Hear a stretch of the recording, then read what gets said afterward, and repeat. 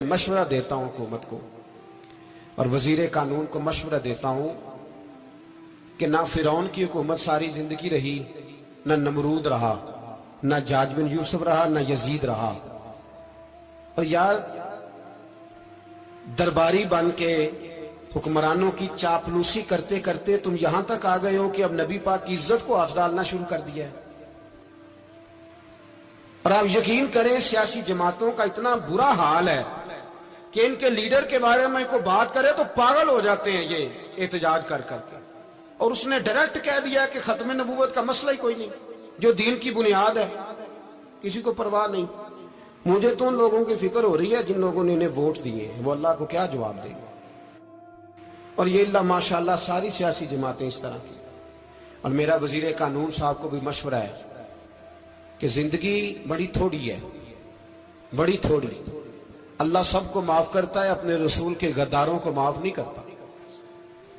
और यहां तुम्हारी गाड़ियों पे झंडे लगे हुए हैं, वहां भी तुम्हारे झंडे लगेंगे, पर इसलिए लगेंगे कि ये गद्दार है नामूसे रिसालत के। ये झंडे लगेंगे। शर्म करो और डर जाओ, बस कर दो। तुम्हारे मुंह में अब दांत पूरे नहीं रहे। कोई शुगर का मरीज है तो कोई ब्लड प्रेशर का, तो कोई हार्ट का, तो कोई कैंसर का। शर्म करो और अपनी कब्र की भी थोड़ी सी फिक्र करो। बताओ पाकिस्तान के कितने सदर गुजरे, वजीर आजम गुजरे, तो उनकी कब्रें कहां हैं? कोई जाता है उनकी कब्रों पे? किसी को खबर है? क्यों अपने लिए जहन्नम इकट्ठी करते? सारा कुछ दुनियादारी रह गई है, सारा कुछ सिर्फ यही रह गया। हजरत अबू बकर सरदार थे, हजरत उमर सरदार थे कबीले, हजरत उस्मान सरदार थे। उन्होंने सरदारियों को ठोकर मार के रसूलुल्लाह के कदमों में बैठना पसंद किया। सरदारियां छोड़ के गुलाम बन गए। तुम सरदारियां बचाने के लिए रसूलुल्लाह की गद्दारी करते हो, शर्म नहीं आती। और काम शिकवा है मुझे इन लोगों से जो मौलवी तो कह देते हैं तू सियासत नकार, और किसी सियासतदान को मना नहीं करते कि जब तुझे सूरत फातिहा भी नहीं आती तो तुझे किसने इजाजत दी है इतनी बड़ी बात। और मैंने पिछले से पिछले जुम्मे भी कहा था, फिर कहता हूं और ऑन दी रिकॉर्ड कहता हूं, मरज़ई कल भी काफिर थे, आज भी काफिर और कयामत तक। और जो उनके कुफर में शक करे वो भी, और पक्का बेईमान है, काफिर है। वो वजीर कानून हो या सूबाई हो या विफाकी हो, मन शक्का फी कुफर ही फकत कफर।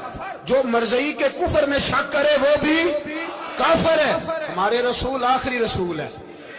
हम किसी को ये इजाजत नहीं देंगे कि वो खत्म नबूवत में रखड़ा डालने की कोशिश करे।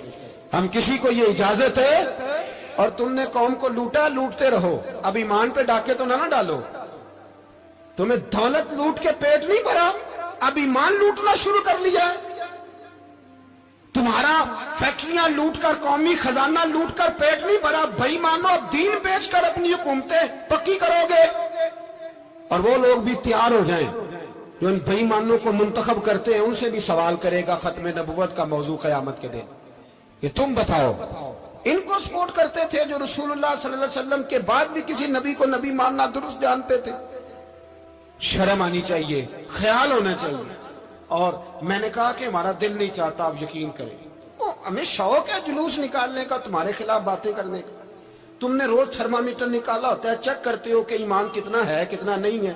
ये पाकिस्तान, ये पाकिस्तान अगर सूबा सिंध है तो हजरत अब्दुल्ला शाह गाजी का है, अगर बलोचिस्तान है तो हजरत बाबा अब्दुल रहमान का है, और अगर पेशावर है तो वो सूफिया का है, और अगर ये धरती पंजाब है तो ये दाता अली अजमेरी की है, ये बाबा फरीदुद्दीन की है। इसमें किसी गद्दार को कब्जा करने की इजाजत बिल्कुल नहीं मिलेगी। और हम वो लोग भी नहीं जो चुप करके अंदर सोते रहे, कौम जो करती है करती रहे, हमें परवाह नहीं। ना, ऐसी कोई बात नहीं। कोई बंदा ना समझे कि इन्हें होश नहीं, इन्हें पता नहीं, हमें सारा कुछ ही आता है। फिर अगर कल को कोई मुमताज कादरी पैदा हो गया तो शिकवा ना करना। कल को कोई फिर से आमर चीमा निकल आया तो शिकायत ना करना, याद रखना।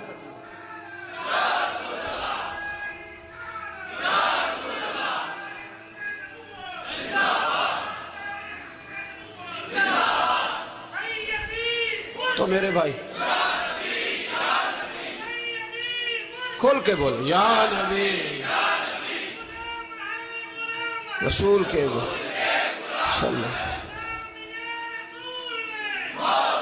تو یہ مشورہ،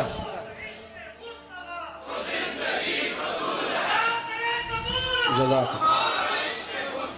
اللہ، تو یہ تمہیں مشورہ ہے۔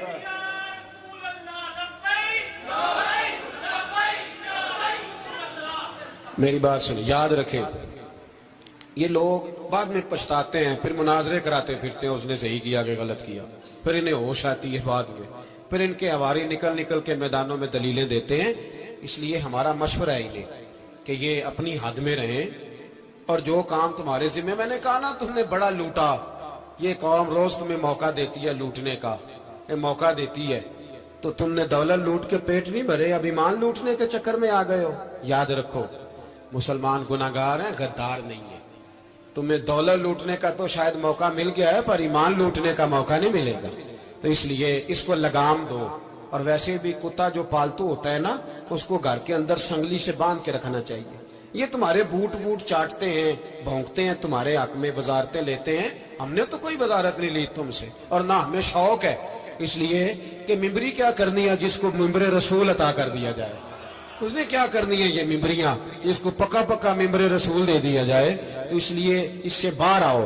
میں نے کہا بڑے بڑے نمرود، فرعون، قارون دفن ہے، تمہارا بھی نام تک نہیں ہوگا، بالکل نام نہیں ہوگا۔ اس لیے ہمارا مشورہ، اور آپ لوگ بھی آئیں نا یہ اگلے سال، تو ان کو کھڑا کر کے پوچھ لینا، اسلامی جمہوریہ پاکستان کا تم نے MPM نے بننا ہے، پہلا کلمہ ہی صحیح سنا دو، چلو خدا کا واسطہ یہی بتا دو کہ تمہیں نماز بھی ڈھب سے آتی ہے کہ نہیں، اور آپ کی موج ہے، آپ بٹھا لیتے ہیں سر پہ، کیا کریں، سمجھانے والے مفت گناہگار ہو گئے اور بہکانے والے سب تمہارے یار ہو گئے۔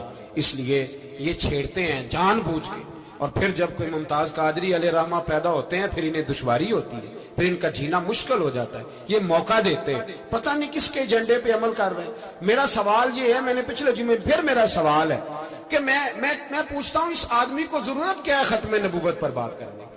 جب امت مسلمہ کے متفقہ فیصلہ ہے کہ مرزائی کافر، اسمبلی نے بل پاس کر دیا کہ مرزائی، ان کو اقلیت قرار دے دیا، اور جب سے وہ اقلیت بنے، نہ ہم نے ان کی عبادت گاہ جلائی، نہ ہم نے ان کو قبروں سے نکالا، نہ ہم نے، بس ٹھیک ہے جیسے عیسائی رہتے ہیں، یہودی سے کس ملک میں رہتے ہیں وہ بھی رہے، اقلیت بن کرے، کوئی اعتراض، پر تم انہیں کھینچ کھونچ کے کیوں قریب کرتے ہو؟ تمہارا کیا جرانہ ہے ان کے ساتھ؟ بتاؤ تو صحیح۔